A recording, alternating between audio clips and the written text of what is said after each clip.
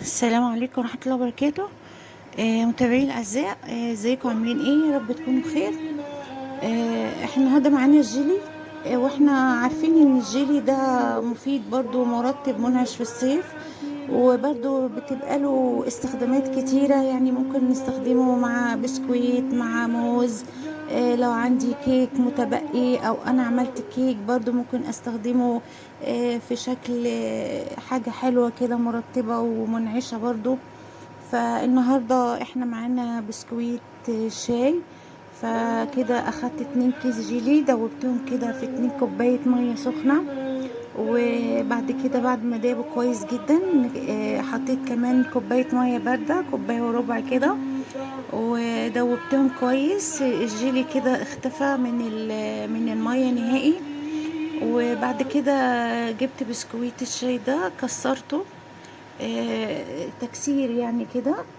وطبعا وزعته عندي على اطباق، كوبايات، عادي اي شكل انا حباه، وخدتهم معايا بالشكل ده. وبدأت طبعا اوزع الجيلي فوقهم كده، بحيث ان انا اخد طبقة البسكويت دي مع طبقة الجيلي بالشكل ده، لغاية ما يبدأوا يعني يشبعوا من الجيلي كويس. خدت الكمية المناسبة ليهم يعني.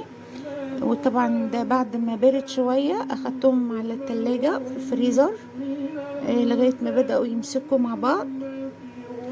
وده كريم شانتيه مع طبعا شوية مية ساقعة، او مثلا لو في حليب ساقع، اي حاجة الموجود ما فيش مشكلة. طبعا خفقتهم كويس جدا. طبعا انا زي ما عارفين حضراتكم بحب الكريم الشانتيه احط معاه كريم باستري، بيديله قوام حلو وبرده بيديله طعم تاني حلو برضو. فاتحطيت 2 معلقة كريم باستري معاهم بالشكل ده، وخفقت كمان مرة لغاية ما اخدت القوام ده جميل جدا. بدأت بقى ايه يعني اكسر الكريمة شوية بالجيلي على اساس ان انا اخليها برضو هشة شوية او خفيفة شوية. وطبعا ياخد لون معايا، لون بينك حلو مع جيلي الفراولة احمر. ويبقى كده احنا يعني كسرنا اللون، او مثلا شكلنا 2 لون مع بعض، هيدوني منظر جمالي برضو للاكله. وكده طبعا انا اخدت كفايتي من الجيلي بالشكل ده.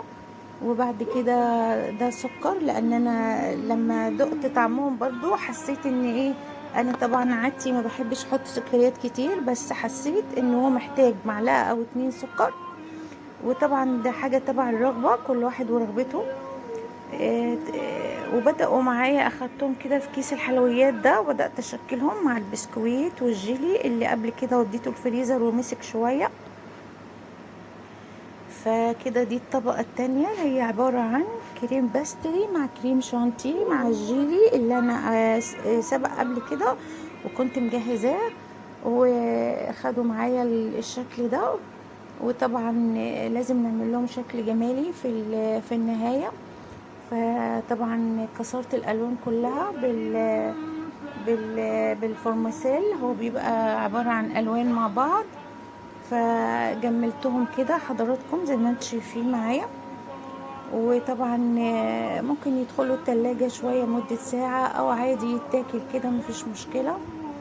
وهو مرطب جميل مغذي للاطفال، برضو كويس للكبار، حاجة كده جميلة في البيت ساقعة في الصيف اللي احنا فيه ده.